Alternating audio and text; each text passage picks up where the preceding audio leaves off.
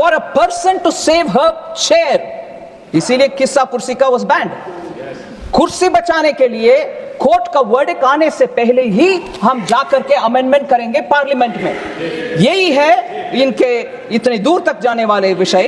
कानून को दुरुपयोग करना, कॉन्स्टिट्यूशनल अमेंडमेंट करवाना देश के हित में नहीं है. प्रोसेस सही नहीं होता, इससे आर्थिक सुधार कुछ होने वाले नहीं है या सामाजिक सुधार भी कुछ होने वाले नहीं है. व्यक्तिगत और परिवारवाद के लिए ही अमेंडमेंट हुआ है. सर, मैं दूसरी और एक उदाहरण देना चाहती हूं. दूसरी एक और उदाहरण देना चाहती हूं जिससे सामाजिक सुधार के लिए अगर कोर्ट से एक ऑर्डर आता है उसको भी, क्योंकि हमारे राजनीति के लिए वो उचित नहीं है, इसीलिए सामाजिक न्याय दिलाने वाले कोर्ट के आदेश के खिलाफ आकर के अमेंडमेंट कानून को करते हो हाउस में.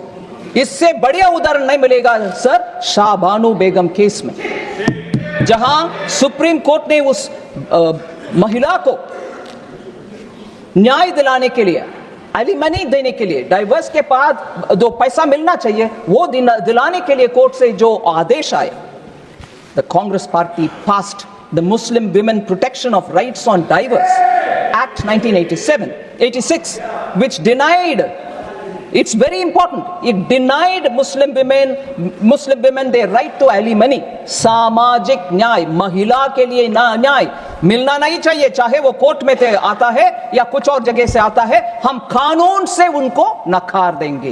महिला सम्मान नारी शक्ति बंधन अधिनियम ले आने वाले हमारे पार्टी इधर है. इस सदन में पहला कानून जो पास हुआ वो reservation for women, sir, whereas the small benefit a widowed woman would have, a divorced Muslim woman would have got, was also defeated by this act, the constitutional amendment which the Congress party brought in 1986.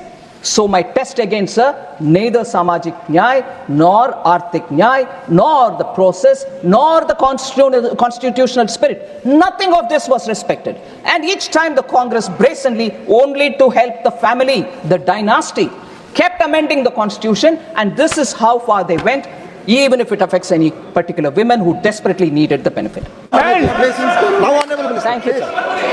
Thank you, sir. You have responded. You have responded, please. 1978. Manager Ramash ji, please be brief.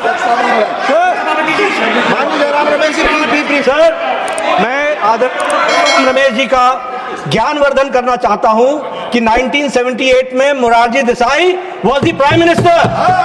Janata party की सरकार थी और जनता party की सरकार ने 42nd amendment को 44th amendment से हटाने का का काम किया और आपको जनता ने हरा दिया था. Shrimati Indira Gandhi was no more the prime minister, and when she was the prime minister, तब उन्होंने हर तरीके से प्रजातंत्र को रोकने का, गला घोटने का काम श्रीमती गांधी ने किया था.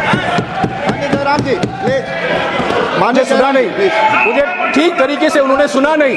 मैंने कहा था 44th अमेंडमेंट आया 1978 में, मोरारजी भाई प्रधानमंत्री थे और 6 दिसंबर 1978 में लोकसभा में इंदिरा गांधी जी ने वोट किया 44th अमेंडमेंट के लिए. यही तो मैंने कहा था. Honourable minister, please. माननीय मंत्री जी,